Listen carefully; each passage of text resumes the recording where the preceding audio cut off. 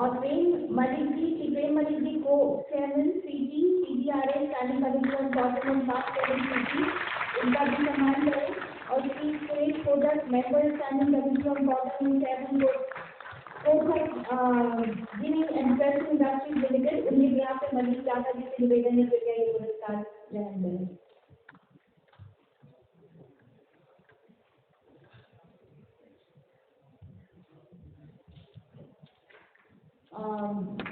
श्री सुरेश कोटक जी जो है उनकी तबियत ठीक नहीं थी, इस वजह से वो अभी आ नहीं पा रहे हैं। मनीष दादा ने उनके बिहाफ पर लाइफ टाइम अचीवमेंट के लिए लाइफ टाइम अचीवमेंट की तरह तालियां बजनी चाहिए और वो जाना है।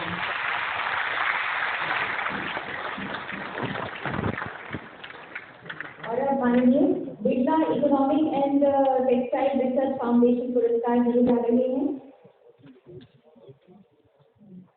CG Birla economic and textile research foundation पुरस्कार दिए जा रहे हैं।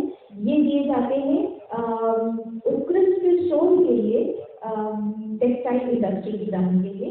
तो माननीय 2 साल से भी कोविड की वजह से दिए नहीं जा रहे थे, लेकिन अब दिए जा रहे हैं।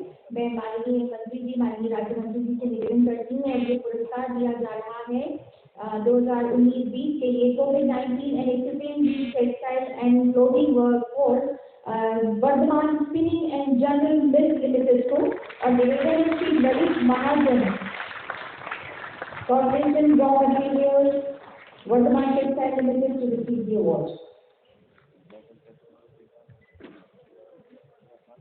और 2020-21 के लिए sustainable and innovative manufacturing in textile mills के लिए पुरस्कार दिया जा रहा है प्रतिभा सिंटेक्स लिमिटेड को।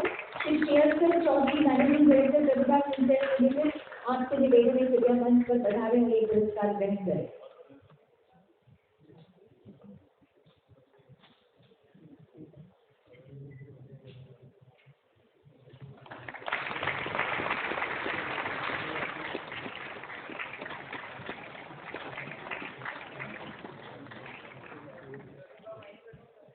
बहुत बहुत धन्यवाद माननीय मंत्री जी, माननीय राज्य मंत्री महोदय आपका। और अब हम आग्रह करते हैं माननीय वस्त्र एवं रेलवे राज्य मंत्री महोदया श्रीमती दर्शना विक्रम जरदोश जी आपसे कि कृपया हम सबको अपनी शुभकामनाएं दें, हमें संबोधित करें, हमारा मार्गदर्शन करें। एक बार जोरदार तालियां माननीय राज्य मंत्री महोदया के लिए।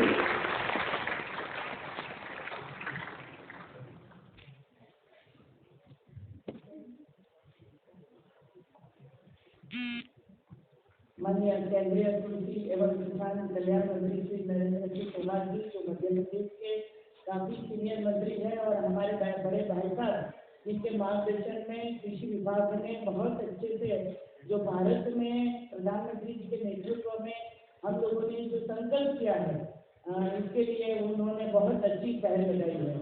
अध्यक्ष CICI श्री राजकुमार जी, अध्यक्ष CICI CGRA कपास संबंधी जो स्टैंडिंग कमेटी के श्री पटोरिया जी, जिनको अभी हम लोगों ने लाइफ टाइम अचीवमेंट अवार्ड दिया, उपाध्यक्ष श्री राकेश मेहरा जी, प्रेम मलिक जी, इंडस्ट्री के सारे लोग, किसान जिनको अवार्ड मिले हैं, सभी भाइयों बहनों देवियों सज्जनों, आप सभी को मेरा नमस्कार।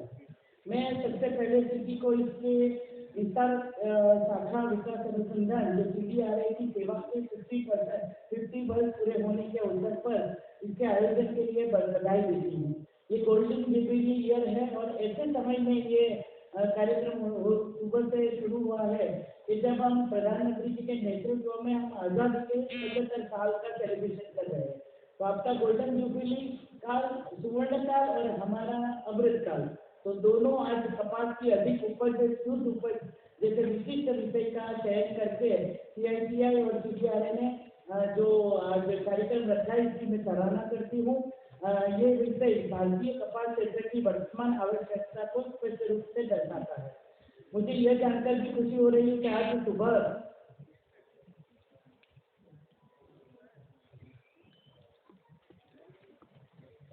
जब माननीय उपराष्ट्रपति जी वेंकैया नायडू जी ने इस शानदार अवसर को यादगार बनाने के लिए एक CICI की coffee table book millennium shades of cotton का विमोचन किया।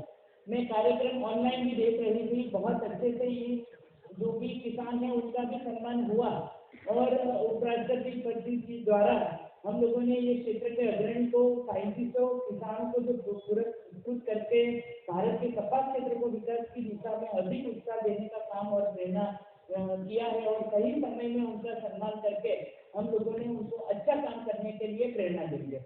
मैं Mrs Vardhman textile and general limited और मिसेस प्रतिभा सिंथेटिक प्रतिभा के प्रमोद भाई आए नहीं है यहाँ पे, लेकिन मैं सदस्य हूँ और उनकी एक्टिविटीज के बारे में काफी सालों से जानती हूँ, तो मैं धन्यवाद भी देती हूँ उनको बेस्ट प्रदर्शन के लिए। और Birla economic and textile research foundation award जो उनको प्रदान किया गया है, उनको आशा करती हूँ कि आने वाले समय में इसी तरह अपना प्रदर्शन जारी रखेंगे।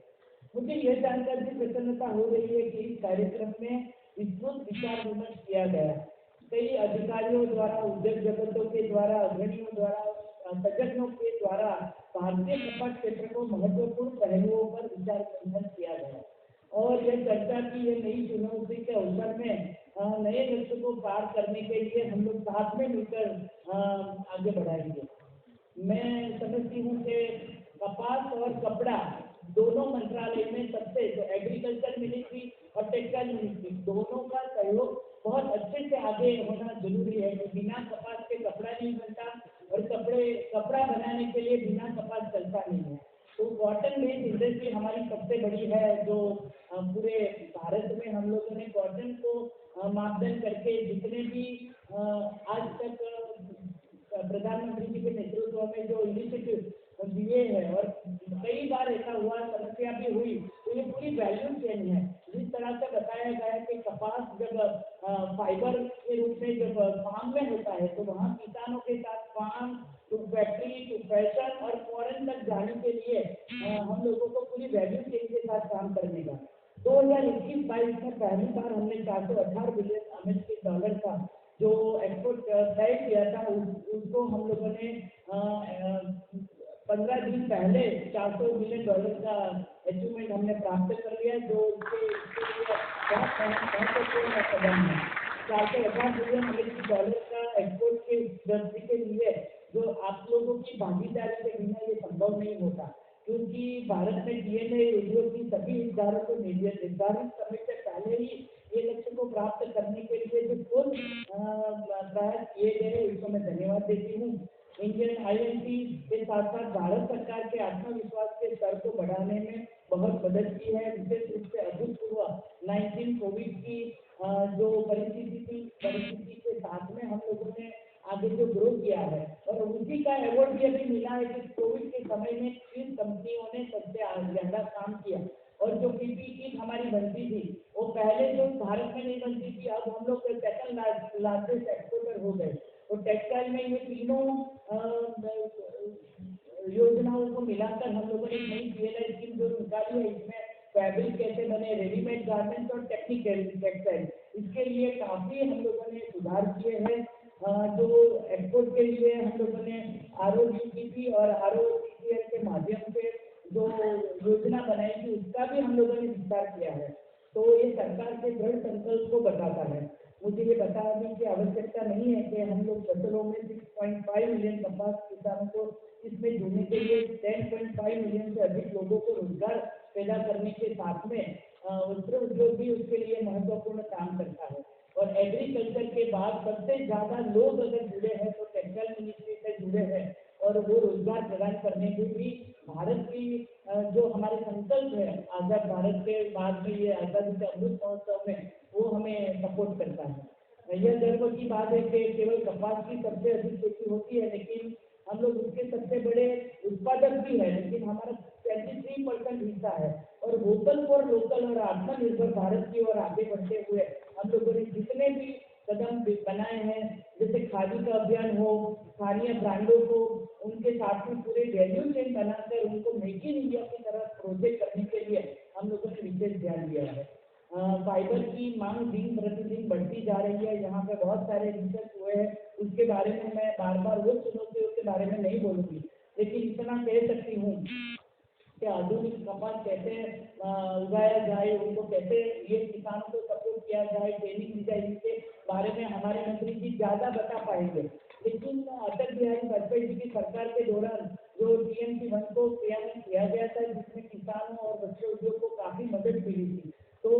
जीएमसी के दौरान भारतीय उद्योग ने बहुत उत्पादन भी अच्छा किया था, और इसके बाद में उसके साथ तो उत्पादन में धीरे धीरे कमी आने लगी है। तो वही स्थान हम लोगों ने मिशन 2 की शुरुआत की मांग जो है इसके बारे में CIC द्वारा की जा रही है, अभी भी उन्होंने बताया। तो सरकार को इस बात की भी जानकारी है कि पिछले 1 वर्ष में विशेष रूप से बजट में कपास पर प्रभावी 11% इनपुट ड्यूटी लगाने के साथ साथ में कीमतों में अधिक वृद्धि हुई है। बार बार हम लोग बोलते हैं टेक्सटाइल के, जब रेडीमेड गारमेंट्स के पास जाए, प्रोडक्शन वाले के पास जाए, तब हम बोलते हैं कि किसानों को पहली बार कपास के अच्छे दाम मिले हैं, तो उनके भी अच्छे दिन आए हैं। तो सब लोगों को साथ में मिलकर ये पूरी वैल्यू चेन पे काम करना पड़ेगा, और आगे वाले समय में ये स्टेक होल्डर को विश्वास दिलाना चाहती हूँ CITI और भारतीय उद्योग को कि भारत कपास उद्योग की चिंताओं के बारे में बहुत गंभीर है। आने वाले समय में ये मुद्दों का समाधान करने की हम पूरी कोशिश करेंगे। नीति के मामले में भी सकारात्मक घटनाक्रम का बात ये प्रमाण है कि केवल नरेंद्र मोदी जी ने ये आवश्यकता वो बिल्कुल समझा है, बल्कि उनके साथ में जैसे मैंने बताया PM योजना, PM मित्र पार्क और ऐसे बहुत सारी योजना टेक्सटाइल मिनिस्ट्री के माध्यम से हम लोगों ने मैंडेट फाइबर के लिए भी हम लोगों ने शुरू करी है। और आज़ादी के अमृत महोत्सव के समय में ये उत्कृष्ट पहल है। 75 वर्ष का जश्न हम लोग अलग अलग तरीके से मनाते हैं, और उसका इतिहास, हमारा भारत का, देश का, लोगों का गौरवशाली इतिहास, संस्कृति और यादगार बनाने में आप लोगों की उपलब्धि बहुत महत्वपूर्ण भूमिका निभाती है। मुझे खुशी है, अभी मैं गई थी वहाँ पे फैशन शो में, खादी को भी, वो भी जैसे हमारे गांधी जी के चर्चे के साथ, और आज भी हमारी मीरा चानू हैंडलूम के ऊपर कापड़ बनाती है, और उनको हम लोगों ने हैंडलूम डे के ऊपर ब्रांड एम्बेसडर के रूप में अगर चयन किया था उनके साथ में परंपरा से सिल्क का। मुझे अच्छा भी लगा कि इस स्कीम के माध्यम से हमारा स्वागत किया गया। जो महिलाओं ने समझ की ट्रेनिंग के माध्यम से उन्होंने जो चीजें बनाई हैं, तो अच्छा भी लगा कि हैंडलूम, हैंडीक्राफ्ट, टेक्सटाइल, कॉटन सब साथ में मिलकर हम लोग ये पूरी जो इंडस्ट्री है, टेक्सटाइल इंडस्ट्री, उसको हम लोग आगे ले जाने के लिए एक अमृत महोत्सव की अभियान की तरह हम ले रहे हैं। और जो प्रधानमंत्री जी का दृष्टिकोण है, आत्मनिर्भर बने हम लोग, भारत की अलग पहचान हम सब लोगों ने पहचानी है। जब यूक्रेन के हालात हुए तो भारतीय तिरंगे का स्थान किस तरह से हुआ, किस तरह से हम लोगों का गौरव बढ़ाया, तो प्रधानमंत्री जी ने हम सबका हमेशा गौरव बढ़ाया है, हमेशा हम लोगों को मार्गदर्शन दिया है। तो आने वाले समय में स्टेपल वाले कपास, ऑर्गेनिक कॉटन, और उसके लिए जो भी हम लोगों को पर्याप्त स्टेप लेने हैं वो जरूर लेंगे। और टेक्सटाइल के और स्टेक होल्डर से अनुरोध करती हूँ कि हम लोग आपस में बातचीत करके उसके लिए संस्था, रिसर्च, उसके साथ में हम लोग आगे बढ़ेंगे। सरकार whole of the government approach रखती है, ऐसा नहीं है। जिस तरह का देख रहे हैं, टेक्सटाइल मिनिस्टर भी साथ है, हमारे एग्रीकल्चर मिनिस्टर भी साथ है, इसके साथ में अगर हमारे ड्यूटी के लिए कुछ चाहिए तो हमारे फाइनेंस मिनिस्टर से भी हम लोग संपर्क करते हैं। अगर विदेश नीति से काम करना है, कॉमर्स के साथ में सभी मंत्रालय एक साथ में जुड़कर ये उनको आगे ले जाने के लिए बहुत अच्छे से काम करते हैं। मैं भारतीय कपास क्षेत्र के उत्थान के लिए CITI, CDRA और उनके द्वारा किए गए कठिन परिश्रम को फिर से शुभकामना देती हूँ। आज मुझे इस कार्यक्रम में सहभागी बनकर आप सबका सम्मान करने का मौका मिला, इसके लिए भी धन्यवाद। जय हिंद।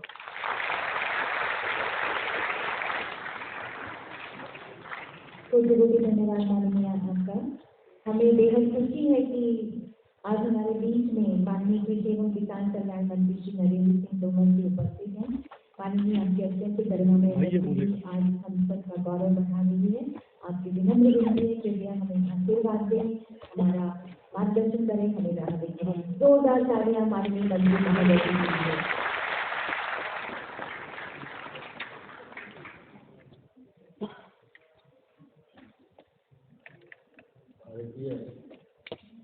कपड़ा उद्योग संगठन के द्वारा आयोजित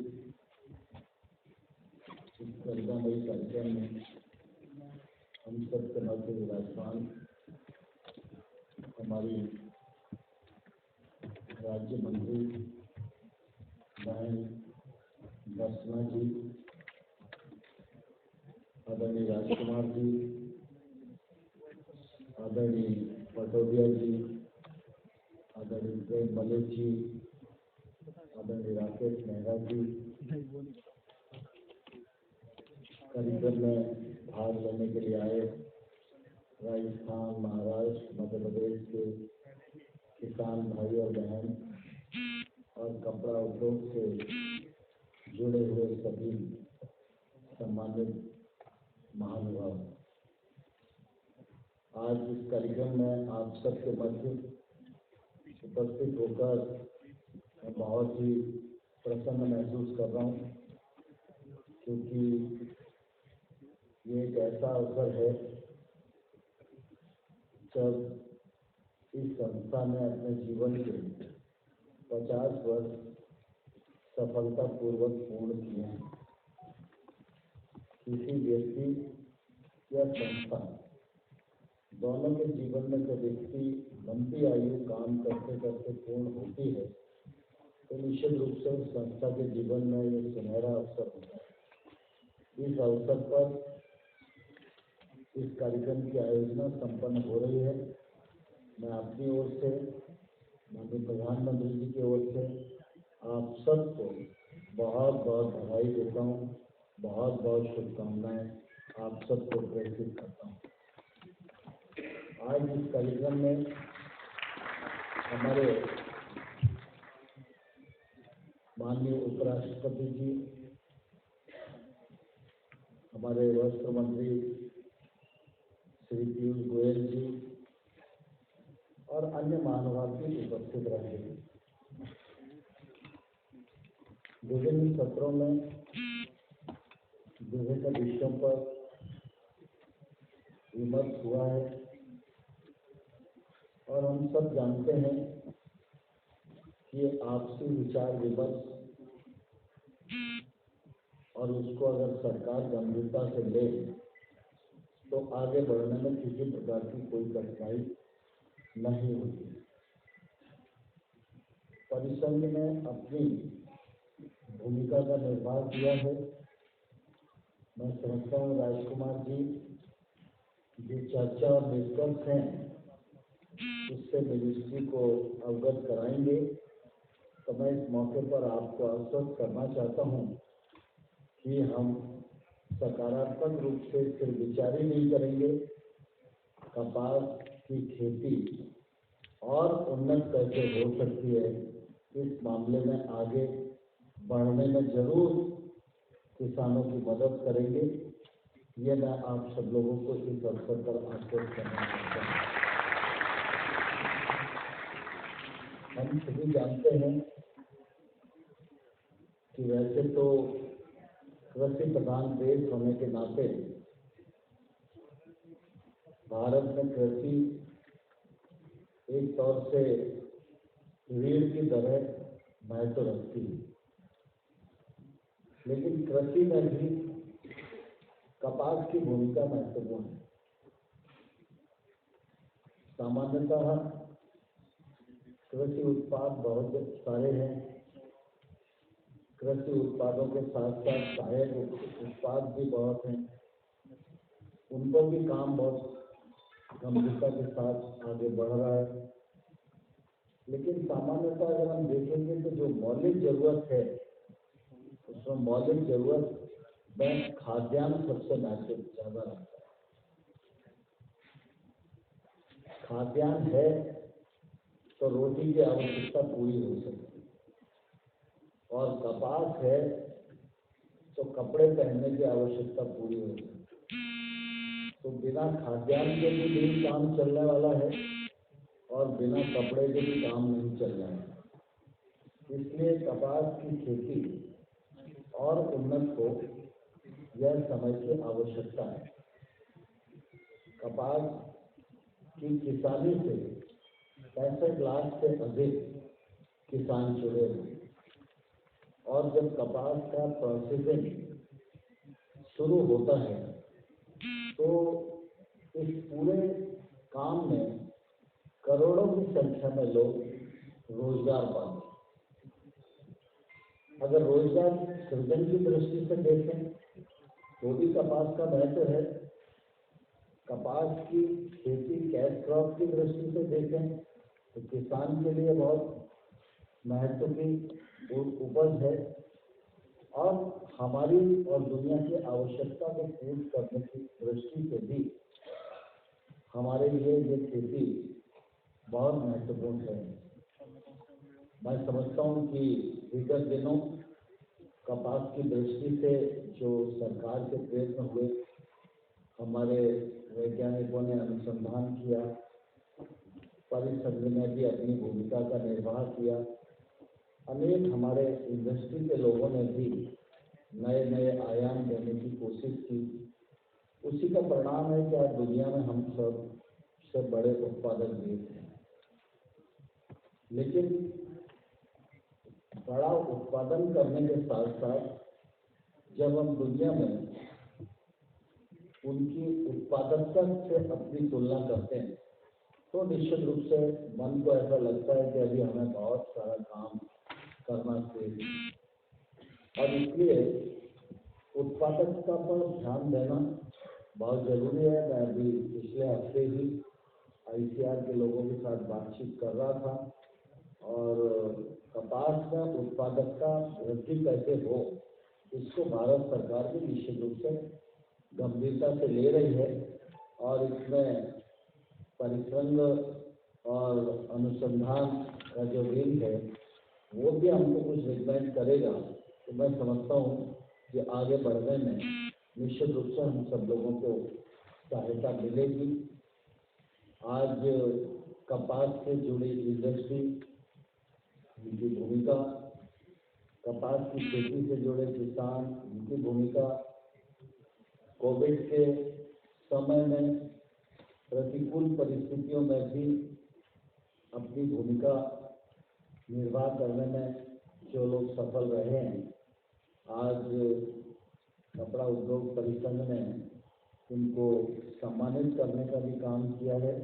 मैं भी अपनी ओर से उनको बहुत बहुत बधाई देता हूँ, बहुत बहुत शुभकामनाएं देता हूँ और इस मौके पर सिर्फ आपको इतना ही कहना चाहता हूँ क्योंकि कृषि का विषय और कपास का विषय दोनों ही बहुत बड़े हैं, कितनी ही देर तक इस पर बोला जा सकता है, लेकिन आज के आश्वस्ति के लिए इतना इस अवसर पर कहना चाहता हूँ कि खेती हमारे लिए नया विषय नहीं, लेकिन आज हम सब के लिए सौभाग्य की बात है कि हमारा नेतृत्व प्रधानमंत्री नरेंद्र मोदी जी जैसे नेता कर रहे हैं। नरेंद्र मोदी जी की यह खासियत है कि वो सामान्य तरीके से चैन से बैठ जाएं, इसमें उनको आनंद नहीं आता। नित्य नए उपक्रम करना, नित्य नए प्रयोग करना और हमारी जो ताकत है देश की, इस ताकत से हम देश में कैसे महारत हासिल कर सकते हैं, इस पर दिन और रात चिंतन मनन करते रहते हैं। खेती के क्षेत्र को हमेशा से मोदी जी के नेतृत्व में प्राधान्य रहा है।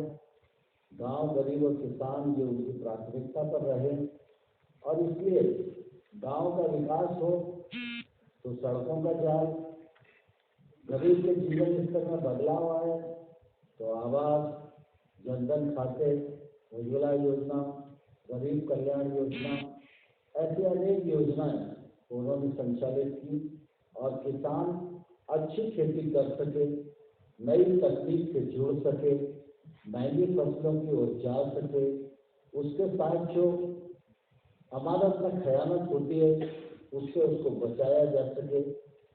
इस दृष्टि से चाहे वो 10,000 FPO बनाने का मामला हो, इंफ्रास्ट्रक्चर के लिए 1 लाख करोड़ रुपए का इंफ्रास्ट्रक्चर फंड का मामला हो, KCC के माध्यम से 15 लाख करोड़ रुपया किसान को अल्पकालिक ऋण देने का मामला हो, ऐसे तमाम सारे काम नरेंद्र मोदी जी के 7 सालों में हुए हैं जिसका लाभ किसान को मिल रहा है, सुरक्षा किसान को मिल रही है।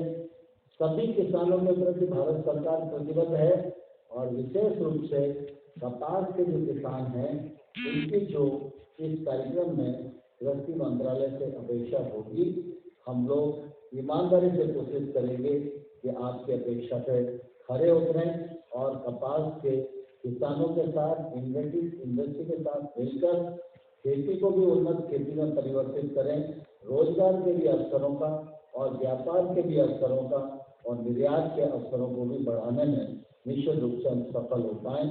राजकुमार जी को मैं धन्यवाद देना चाहता हूं। इस अवसर पर उन्होंने मुझे आमंत्रित किया और आप सबके साथ अपनी बात रखने का यह मौका उपलब्ध कराया। बहुत बहुत धन्यवाद, बहुत बहुत शुभकामनाएं।